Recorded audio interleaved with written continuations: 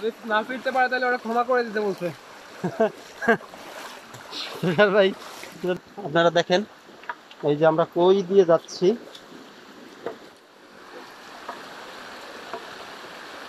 দেখছেন দর্শক?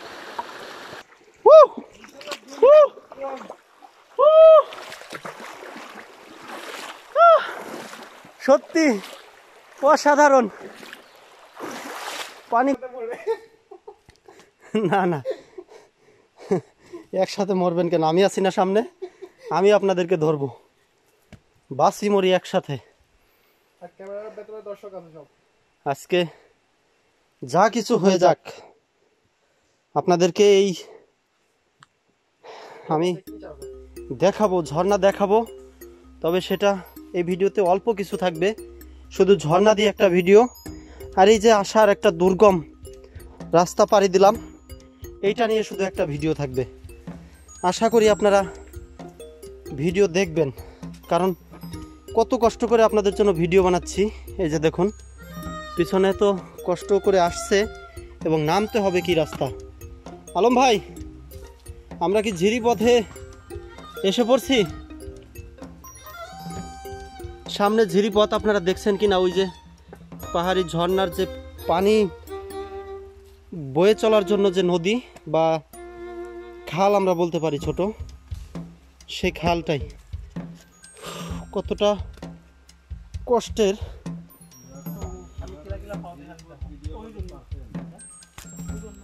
বাঁশ দিয়ে দিয়ে নামতে হচ্ছে, মাঝে মধ্যে দিক হারিয়ে যায়, আসলে কোন দিক দিয়ে আমি নামবো। এই দিক দিয়ে নামলে ভালো হবে না এই দিক দিয়ে?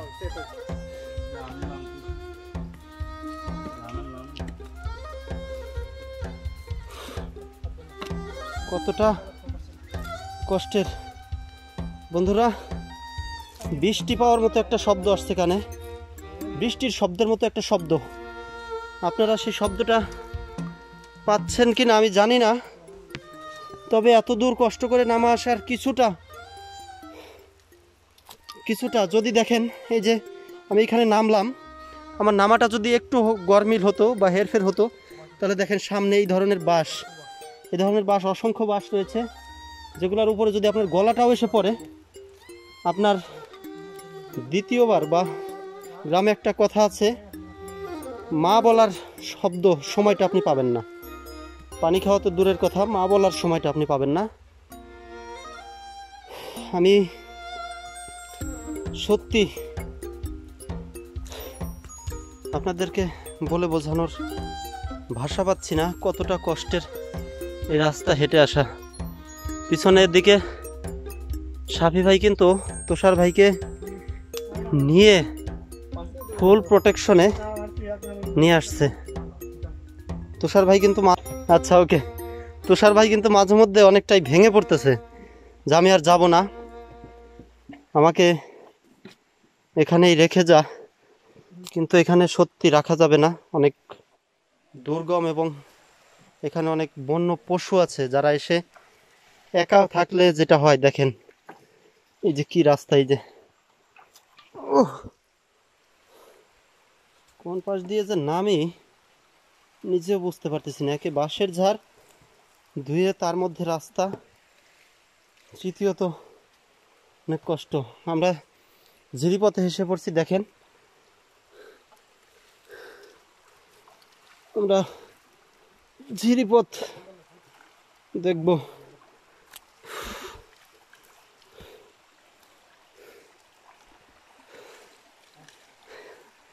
কষ্টের মাঝে হাসি,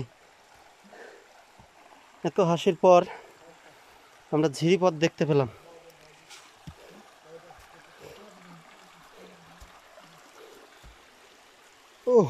পুরাটা যদি ঝিরি করতে পারতেন, সেই কোনটা পুরাটা ঝিরি করতে হলে সকাল 8টায় আসতে হবে, একদম ঝিরিপথ শুরু থেকে।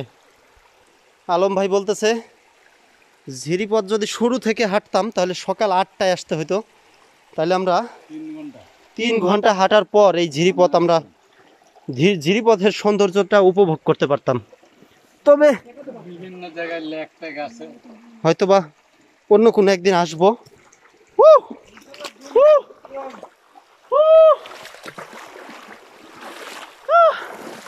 সত্যি অসাধারণ, পানিগুলো একদম ঠান্ডা। পাহাড়ি ঝিরি পথে এখন হাঁটবো, দুই পাশে উঁচু উঁচু পাহাড় থাকবে এই যে, আর আমরা হেঁটে যাব মাছ দিয়ে। অনেক এদিকে যাবো না এদিকে যাবো আলম ভাই, এদিকে যাব। আপনাদেরকে এই ঝিরি পথটাও আপনাদেরকে দেখাবো শুধু এই ভিডিওটার মধ্যে, আর শুধু ঝর্ণা দিয়ে আলাদা একটা ভিডিও বানাবো। এই যে দেখেন অবশেষে তুষার ভাই, আর পাহাড় নাই, আর পাহাড় নাই, আর উপরে উঠতে হবে না। এই যে ঝিরি পথের সৃষ্টি কিন্তু এই যে এইরকম ছোট ছোট ছোট ছোট ঝর্ণা থেকে। এই যে ঝর্ণা দেখছেন, কেমন লাগছে তুষার ভাই? এখনো পানি পানি ছুঁতে পারে নাই, পানি ছুঁলে বুঝতে পারবে কিরকম লাগতেছে। আসেন আসেন।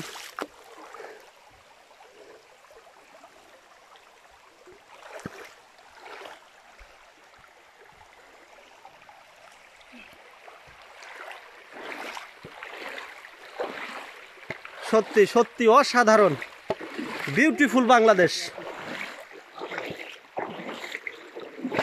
না আসলে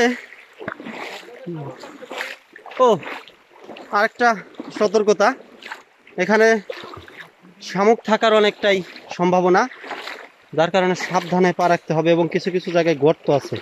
বাঁশ দিয়ে অবশ্যই একটু দেখে নেবেন, কারণ পাথরের খোঁচা লাগতে পারে। আমি আপনাদেরকে একটু দেখাই পিছনে, পিছনটা কতটা সুন্দর, কতটা সুন্দর।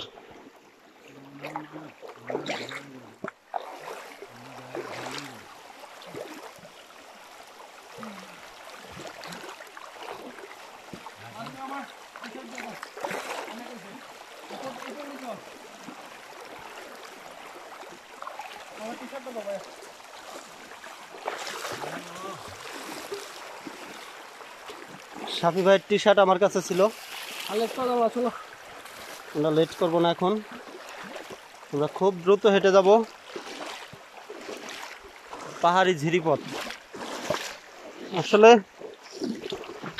ঝিরিপথটাও যে মাছ দেখা যাচ্ছে, এখানে মাছ দেখা যায়, কিছু মাছ এখান দিয়ে দৌড়াদৌড়ি করে। আপনাদেরকে আরেকটা কথা বলতে চাই যে অনেকেই মনে করতে পারেন যে সরু ঝিরিপথ অনেক সুন্দর, কিন্তু না, আসলে এমনটা ভাবার কোনোই দরকার নাই, কারণ এর মধ্যে আরো কষ্ট। পাহাড় না উঠলেও এখান দিয়ে, পাহাড় না উঠলেও দেখতেই পাচ্ছেন সামনে গর্ত থাকতে পারে, আর দুই পাশেই পাহাড়, এই পাশে পাহাড়, এই পাশে পাহাড়, একদম এর মধ্যে আস্তে আস্তে হেঁটে বাঁশ দিয়ে সামনে দেখতে হবে যে সামনে গর্ত আছে কিনা।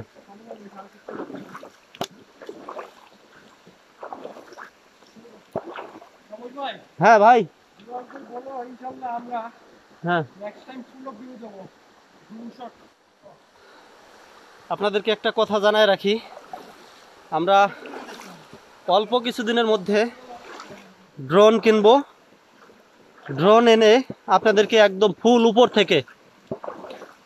থেকে আপনাদেরকে দেখাবো আশেপাশে চারপাশে যা কিছু দেখানো যায়।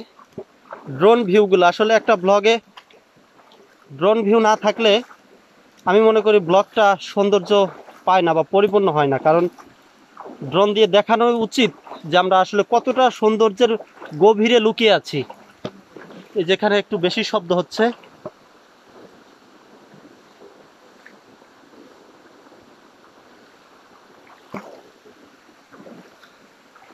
সাফি ভাই, তুষার ভাই আসতেছে। ভাই এখানকার ফিলিংসটা কেমন একটু বলেন।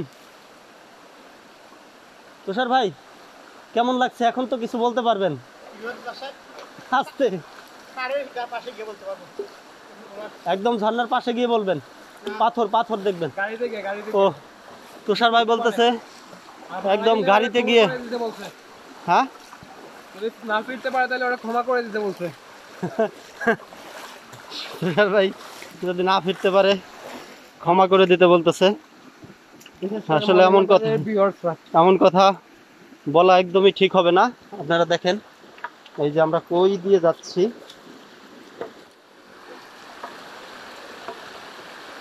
দেখছেন দর্শক বন্ধুরা, দেখেন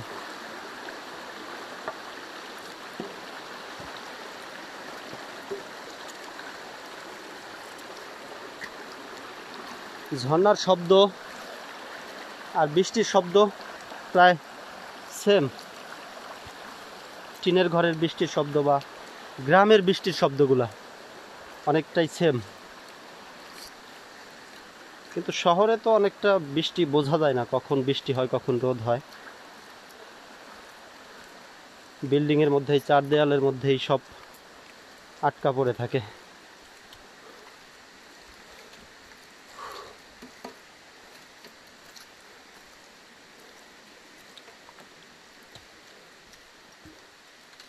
আপনারা দেখতে পাচ্ছেন কিনা অসাধারণ। এভাবে আরো 7 থেকে 8 মিনিট আমাদেরকে হাঁটতে হবে। 7 থেকে 8 মিনিট হাঁটার পর আমরা সেই হামাম ঝর্ণায় পৌঁছাবো। হামাম ঝর্ণাটা, এটার আবিষ্কার হয়েছে ব্রিটিশ আমলে।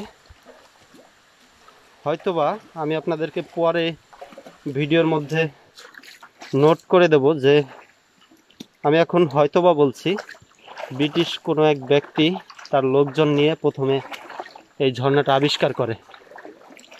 তারপর থেকেই এটা টুরিস্ট এরিয়া হয়ে যায়, সবাই ঘুরতে আসে, দেখতে আসে ঝর্ণা।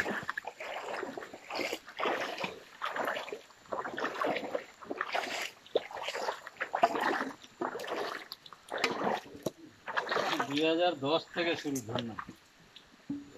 2010 থেকে শুরু হয়েছে? ব্রিটিশ আমল থেকে আবিষ্কার হয় না এটা? ও, ঝর্ণাটাই শুরু হয়েছে 10-এর থেকে। সরি, আমি তাহলে ভুল শুনছি, যে ব্রিটিশ তাহলে অন্য কোনো হতে পারে, অন্য কোনো ঝর্ণা আবিষ্কার। হামহাম না, এটা 2010 সালেই আবিষ্কার, মানে ঝর্ণাটাই শুরু হয়েছে 2010 সাল থেকে। দেখেন এই যে ঝিরির পানিগুলো নেমে আসতেছে।